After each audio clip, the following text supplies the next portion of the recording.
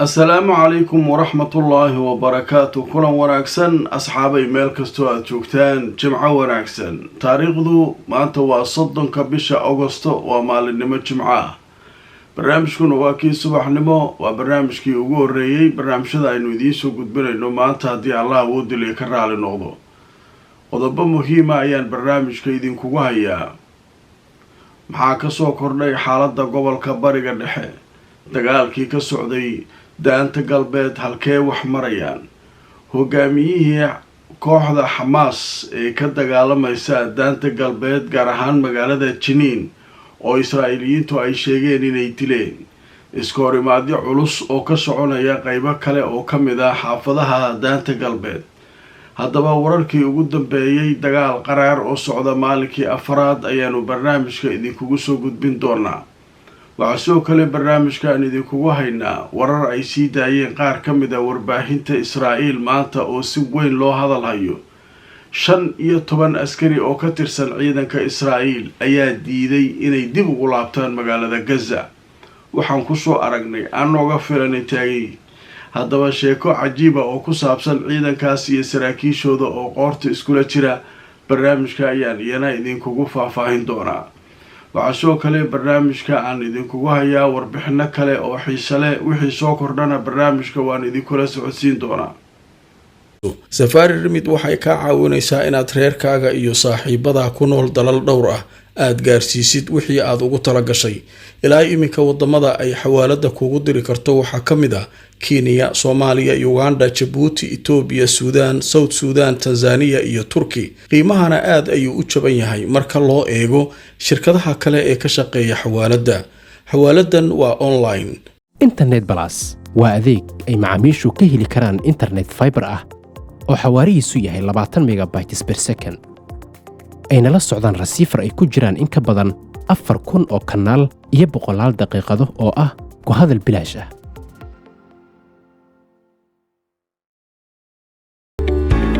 dhammaan bulshada waxaa lala socodsiinayaa gaar ahaan magaalada London in xarunta dhinaca caafimaadka French and Overseas Clinic ay ku taalo meel aan ka fogeyn stationka tareenka ee Baker Street ee bartamaha magaalada London halka waxaa jooga dhaqaatiir kala duwan oo ka daaweynaya cudurro ay ka mid yihiin kuwa maqaarka kuwa carruurta kuwa haweenka iyo cudurrada guud dhaqaatiirta halka ka howlgashay howladaynadoodu waxay diyaar u yihiin inay wixii caafimaad ay kula qabtaan bangiga caalamiga ah ee IBS Bangi oo aad mar walba uga barateen soo kordhinta adeegyo cusub oo casri ah waxaa kuugu bishaareynaya inaad si sahlan lacag ugu soo diri kartid eheladaada iyo asxaabtaada ku nool dalka adigoo isticmaalaya xawaalada caalamiga ah ee Ria Money Transfer ka qayb qaado farxadda ehelkaaga iyo asxaabtaada oo si fudud u isticmaal Ria Money Transfer wixii faahfaahinta boqolaanta kuugu dhow ee IBS Bangi waalidiinta magaalada Muqdisho ku nool waxaa loo hayaa war farxad leh waxaa laga furay wadada Sodonka X Hotelkii Caamir macahad cusub oo lagu magacaabo Beacon International Academy waxaa jooga macallimiin aqoontoodu sareyso dibaddana lagaaga keenay cunugaagu wuxuu fursad u helayaa inuu helo waxbarashada caalamiga international GCSE-ga shahaadadiisu waxay noqon doontaa mid la aqoonsan yahay sidoo kalena uu jaamacado dunida uga heli karo waxa loogu talagalay macadkan caruurta dibadaha ka soo noqday inay waxbarashadooda sii wataan oo ay kaga faa'iideystaan sidoo kale fursadan waxa iyana ka faa'iideysan kara caruurta gudaha oo iyaguna fursadan ka heli kara waxbarasho tayadeedu sareyso haddaba isqoristu way socotaa hore u gaar macadkan cusub ee Beacon International Academy kulanti wanaagsan asxaabay meel kastoo aad joogtaan jimco wanaagsan waa barnaamijkii subaxnimo waa barnaamijkeena ugu horeeya barnaamijyada isdaba jooga ee aan jecelnahay inaan idiin soo gudbino maanta haddii Allah awood leh uu ka raali noqdo qodobka ugu horeeya ee barnaamijka waxaynu ku bilaabaynaa ciidanka Israa'iil ayaa saakay war soo saaray waxay sheegeen hogaamiyaha Xamaas ee magaalada Jiniin ee daanta galbeed inay ku dileen weeraradii ugu dambeeyay ee halka ka dhacay dagaal qaraar ayaa meelo kala duwan oo ka tirsan daanta galbeed ka dhacaya haddaba warkii ugu dambeeyay sheekadan ay ka qoreen warbaahinta daan idinla wadaago ciidanka Israa'iil waxay sheegeen inay dileen Wissam Hazim kaasoo ahaa hogaamiyaha xarakada muqaawamada islaamiga ee magaalada Jiniin iyo laba kale oo la socotay oo isaga ay wada socdeen waxay sheegeen inay la heleen gantaal ay riday diyaarad daroon ah markii la ogaaday inay la socdaan gaari markaasi marayay deegaanka la yidhaahdo azabaabda. haddaba ciidanka israa'iil waxay sheegeen in dilka ay sameeyeen taliyaha guutada qasaam ee magaalada jiniin wisaam xaasim iyo kuwii la socday. marka ay sheegeen inay tahay arrin ay horumar ka sameeyeen howlgallada ay ka wadaan daanta galbeed. haddaba ilaa hadda ma jiro wax faahfaahsan oo wara oo kasoo baxay dhanka xarakada xamaas oo ku saabsan sheegashada ciidanka israa'iil inay dileen hogaamiyahaasi xamaas u joogay magaalada jiniin ee la yidhaahdo wisaam xaasim ninka la leeyahay. waaye kolley xamaas way soo hadli doonaan, laakiin markan aan barnaamijka duubayo weli wax akhbaartooda ah oo soo dhacay oo ku saabsan ninkaa inay xaqiijinayaan iyo in kale ma jiraan. laakiin waxaa dhanka kale socda dagaalo aada u qaraara socda, jilbaha laysu aastay, ciyaalkii qoryaha aakaha watay taariikhay dhigayaan. inkastoo laga awood badan yahay, diyaarad daroona hadda dishaa ninka lagu leeyahay, diyaarada helicoptera la wataa, laakiin geesanimay balaayo ku dhigeen. hubkooda ugu weyn waa miinooyin soo booda la yidhaahdo oo laamiga dhinaciisa la dhigo, carabiga waxaa lagu yidhahdaa cubwa naasifa. baabuurkii soo galay ku boodaa ay qarxisaan. marka baabuurta waaweyn ee weliba xajmigoodu weyn yahay wax badan kama tarto inay lugaha iyo ka qarxiso iyo dhibaato kale u geysato mooyaane. iyo qoryaha M16 iyo waxyaabahaasay aada ugu dagaalamaan. marka dagaaladii ugu dambeeyey ee daanta galbeed ka dhacaya xaafado kala duwan, warbixintii ugu dambeysay ee hadda soo dhacday waxay leeyahay iskoorimaadyo hubaysan ayaa waxay ka soconayaan deegaanka la yidhaahdo jiniin. haddaba wariyaha telefishinka aljazeera ee ku sugan aagaas ayaa soo sheegaya iskoorimaad hubaysan oo aada u qaraar oo rasaas laysla dhacayo inay dhex marayso ciidanka gumaystaha israa'iil iyo kooxaha wax iska caabinta deegaanka la yidhaahdo mukhayam jiniin ama xerada la yidhaahdo jiniin. dhanka kale saraaya alqudus ayaa iyaduna waxay sheegtay guutadeeda magaalada jiniin joogta iyo dagaalyahanadoodu inay dagaal culus kula jiraan oo gacmaha layskula tegay ciidanka israa'iil deegaanka la yidhaahdo xaaru damij. haddaba waxaa la sheegayaa in dagaalyahanada ay markaa rasaas ku furayaan ciidanka israa'iil ee soo galay xaafado ka tirsan deegaankaas. waxayna sheegeen oo ay xaqiijiyeen muqaawamadu in rasaasta ay ooda uga qaadeen ciidanka israa'iil ay sababtay inay in badan ka mid ah ay dhaawacmaan oo dhaawacyadooda ay qaateen. falanqeeyayaashu waxay leeyihiin nimankan dhalinyarada ah ee daanta galbeed iska abaabulay ee xamaas leh ee jihaadul islaami leh, nimankaasu niman imtixaan waaye. maalinkii afraad israa'iil saana isaga daba wareejineen. lowlaa waxaa leeyahay marka hubka qoryaha ay haystaan iyo miinooyinka wax ka weyn ay haysan lahaayeen, ama alyaasiin ay gacanta ku dhigi lahaayeen oo haysan lahaayeen, waxbaa waa la iswaraysan lahaa. sababtoo ah waxaa leeyahay geesinimada ka muuqata iyagoo qore M16 wata oo ciidanka israa'iil neefta ku dhijiyeen. hadday intaa in ka weyn haysan lahaayeen waa la yaabi lahaa leeyahay. waa tahay qodobkaa isaguna halkaas ayaan kaga gudbaynaa. weli marka waxaa noo soo socda sheekooyin cajiiba oo ku saabsan golaha wasiirada israa'iil oo shiray go-aan adagna qaatay. midda kale ciidan israa'iiliyiina oo gaza ka dagaalamayay oo kasoo baxay ayaa diiday inay dib ugu laabtaan. sheeko iyadana laga qoray, sheekooyinkaa way noo soo socdaan. laakiin markan waxaan galaynaa wararka ka imanaya gaza. waxay sheegayaan khan yunis in meelo badan oo ka mid ah ay saakay ka huleeleen ciidanka israa'iil, laakiin ay halkaa uga tageen burbur baaxad leh iyo dhibaato ay markaa ku sameeyeen goobihii ay ku sugnaayeen maalmahan. haddaba warbixinadii ugu dambeeyey goordhow laga qoray ka bixitaanka israa'iil ee khan yunis waxay muujinayaan in ciidanka israa'iil la sheegay subaxnimada jimcaha ah inay isaga baxeen xaafadaha khan yunis ee ku taalla koonfurta marinka gaza, iyagoo halkaa laakiin kaga tegay burbur baaxad leh dhinaca bariga Deir al-Balax waxayna halkaa ka muuqanayaan sheegayaa burbur ballaaran. telefishinka Al-Jazeera wariyaashooda ku sugan Gaza ayaa soo sheegaya in ciidanka gumaystaha Israa'iil sida ay yiraahdeen ay isaga baxeen goobo kala duwan oo ka tirsan Khan Yunis halkaasoo howlo military ay ka wadeen muddo 22 maalmood ah. haddaba kooxaha gurmadka degdega ee Falastiiniyiinta ayaa sheegay markii ay baxeen ciidanka Israa'iil goobihii ay ka baxeen inay ka soo saareen 9 qof oo shuhada ah oo la rumaysan yahay ciidanka Israa'iil inay halkaa ku dileen. waxay sidoo kale ka soo qaadeen qaarkood wadooyinka goobihii ay ka baxeen dhinaca bariga magaalada. waata 22 maalmood ayay howlgal ka wadeen Khan Yunis. halkaa marka maxay ka heleen 2 nin oo meyd ah oo mar hore dhimatay oo Xamaas meel ugu jirtay ayay qaateen 22 maalmood.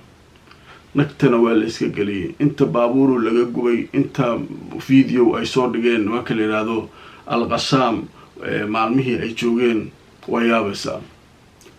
hadda marka way iska howleeyeen way baxeen laakiin 9 qof ayaa meeshii ay deganaayeen eeriyadoodii laga soo qaaday meedadkoodii dadkaas Falastiiniyiinta ay ku shahiiday halkaa.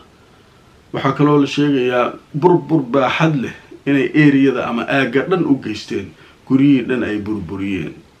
waayahay qodobo muhiima ayaa noo soo socda waxaynu ku yara hakanaynaa qadar xayisiisa waa isu soo laabanayno. waxaa dhammaanba bulshada reer UK rag iyo dumarba lala socodsiinaya inay jiraan fursado shaqo oo la xiriira daryeelka caafimaad ee keerka. dad ayaa jiraya helaya fursado ay ku shaqeeyaan saacad dad ayaa habeenkii oo dhan shaqayn karaya oo markaasi baahida la rabo dabooli karaya. laakiin arrinta la yaabka leh ee wanaagsan waxa ay tahay in xaruntan Sana Carers iyo qofka shaqaynaya hay-ad u dhaxaynaysa aanay jirin taas oo macnaheedu yahay qofku lacagtiisii oo buuxda inuu qaadanayo. la xiriir faahfaahin dheeraad si aad u heshid www.sanacarers.com. waxaan nahay Gasasos Group waxaan idin diyaarinay goob dalxiis oo aad u weyn qurux badan waa dalka Finland. jiif quraac iyo weliba jimicsi Sona Hall Sports goob lagu ordo iyo dabaal dadka caafimaadka u yimaada in aan la raadino takhaatiir heer sare ah oo weliba takhasusaad kala duwan leh iyo shaqaale soo dhaweyn heer sare ah. waxaa intaasi ku sii dheer gaari bilaash ah oo ka soo qaada airportka. booqo website-keena oo nagala soo xiriir. kulan wanaagsan asxaabay jimco wanaagsan mar kale barnaamijkeennii ugu horreeyay subaxnimo ayaynu ku jirnaa qaybaha ugu dambeeya barnaamijka ayaynu maraynaa. haddaba waxaynu galaynaa golaha wasiirada kooban qolooyinka la yiraahdo Israa'iil ayaa waxay yeesheen kulan ayay yeesheen. kulanka marka waxaa diiradda lagu saarayay Netanyahu culays fara badan la saaray oo nimankii Mareykankii kulli wada hadaladii waxay yiraahdeen Philadelphia meesha la leeyahay xuduudka Masar iyo Gaza ka bax haddii kale wax ma shaqaynayaan. marka wuxuu rabaa inuu yiraahdo wasiirooy arrinka maxaa ka tiraadeen keligay aniga yaalay xaqxaganin. wasiiradii inta shiriyay ayay iyaguna waxay yiraahdeen halka muhiim ay noo tahay waa joogaynaa wada hadal haddii la rabo annagoo joognaa galaynaa haddii kale ayaan wada hadal weligiis la gelin maxaabiista iska haystaan hadday rabaan. arrinkaasu marka waxaa leeyahay wuxuu sii burburiyay rajadii ahayd in wada hadalka wax natiija laga filay. awalba waxba lagama filayn waa idiin sheeg. waatay yiraahdeen Mareykan hadduu rabo inuu dagaalkan joojiyo isagaa joojin karo Israa'iil hubka ka daayo Israa'iilna ka soo baxa handhow isaga waa wuxuu rabo dhigi karaa.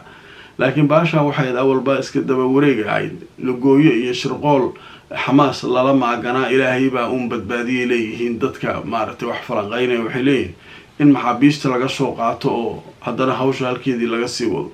laakiin hadda waxaa muuqataba nimankii Israa'iiliyiinta iyagii baaba soo taagan oo leh haddaan annaga waxaas maba samaynayno Masar ha qayliso ama iska dayso iyaday u taalaan. haddaba marka aan idin tuso warbixin laga qoray kulankaasi golaha wasiirada Israa'iil dhex maray. journaalka la yiraahdo Haaretz ayaa maanta Jimcaha wuxuu sheegayaa in isagoo soo xiganaya mas'uuliyiin in ay kulan yeesheen golaha la yiraahdo golaha wasiirada ee kooban ee Israa'iil waxayna waafaqeen oo ay isku raaceen in israa'iil ay sii haysato gacan ku haynta deegaanka la yidhaahdo Philadelphia ee xuduudda Masar iyo Gaza u dhaxaysa sida joornaalka uu qoray. mas-uuliyiinta ayaa waxay sheegayaan in wasiirka difaaca Yoav Gallant uu arrintaa ka hor yimid oo uu diiday. waxaa sidoo kale la sheegayaa in wasiirku uu u arko tallaabadaasi inay markaa dhibaato ku tahay wadahadaladii socday. waxaa sidoo kale la sheegayaa 8 kale oo xubnaha ka tirsan in markaa ayagu ay ogolaadeen.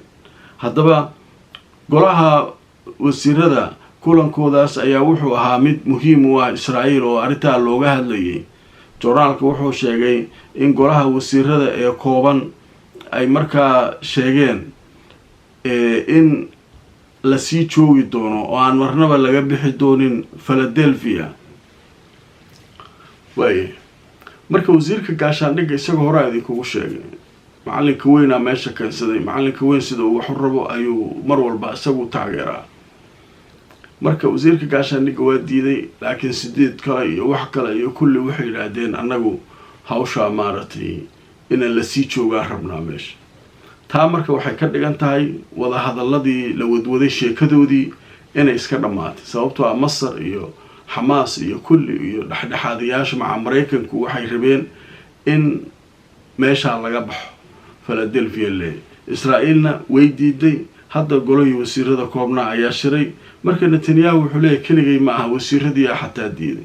marka go'aan golo wasiirada soo baxay waa uu leeyahay anigu qayb baan ka ahay ee codaan ku leeyahay. marka hawsha way dhamaatay. qodobka halkaasaan kaga gudbaynaa.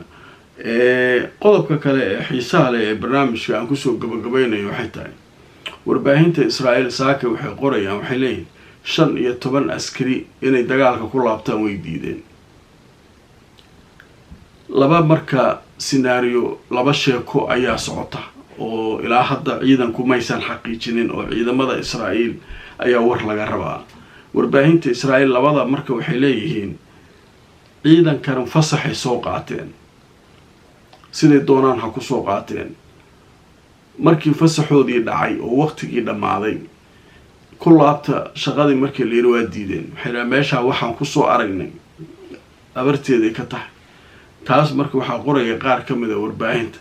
qaar kale waxay leeyihiin xogo aan helnay waxay sheegayaan in ciidanku ay ka soo baxeen kadibna amar lagu siiyay iyagoo banaanka jooga Gaza inay dib ugu laabtaan way diideen. qoryoodii inta cabaysteen ilaahay wallahi inaan loo imaakin. marka buuq fara badan marka waxa leeyahay askartii gadoodsaneed iyo saraakiishooda ka dhex taagan had. maxaa ugu laaban weyse meesha ma aadayneen. meeshaas inta aan joogno ma seexano, ma hurudno, walwal rafaad war meesha dambe ma ku noqonayneen. niman aan baqayn habeenkii soo garguurana iyagoo gudul taagan arkiis. hadda banaanka soo baxdo meel kor ka toogana war waxay yiraahdeen meeshaas meel aan joogayna ma ahaneen. marka waxaa laga baqaa lagu leeyahay 15 inay bilow u noqdaan kuwii kale kulli inay iyaguna iska soo baxaan. marka saraakiisha iyo madaxda Israa'iil buuqa ku furan maanta oo Jimcaha. sheekadu marka way waaligi gaartay. haddaba marka aan idintu soo warbixinta laga qoray Al Jazeera waxay leedahay 15 askarta Israa'iil ka tirsan ayaa diiday inay dib ugu laabtaan dagaalka ka soconaya Gaza. warkan Jazeera waxay ka soo xiganaysaa kanaalka la yiraahdo 12 ee Israa'iil ay leedahay. wuxuu sheegayaa 15 askari oo Israa'iiliyiin oo ka tirsan guutada dalaayadaha ku booda in marka ay diideen inay dib ugu laabtaan dagaalka ka soconaya Gaza. marka waxa leeyahay arrin weyn waaye. 15 askari hadday ku adkaystaan inaanay dib ugu laaban oo marka dagaalamaan ama la dilo ama wax dhacaan ciidankii kale kulli waa soo baxayaan. haddaan 15 lagu qancin inay dib ugu laabtaan Gaza, kuwa kale ilaa maanta sugayaan iyo bari haddii xal laga gaari waayo iyaga nin xabad isu sii dhigay miyaa jira kulligood inay soo baxaan ay rabaan. marka sheeko waalan baa halkaa ka soo korortay. wixii warara ee soo kordhana waan idinla socodsiin doonaa. jimco wanaagsan asxaabay, meel kastoo aad joogtaan ku xirnaada barnaamijyadeena xaqiiqda ku salaysan inagoo mar walba halkan idinkula wadaagna macluumaadka iyo masaadirta halka wararku ay ka yimaadeen. fadlan barnaamijka like garay oo share garay Facebook iyo YouTube haddaad nagala socoto. haddaad nagu cusub tahay subscribe saar YouTube-ka, Facebook-gana follow garayso si aad noogu soo biirto. inta aan mar kale kulmayno asxaabay haddii aan la idmo nabadgelyo.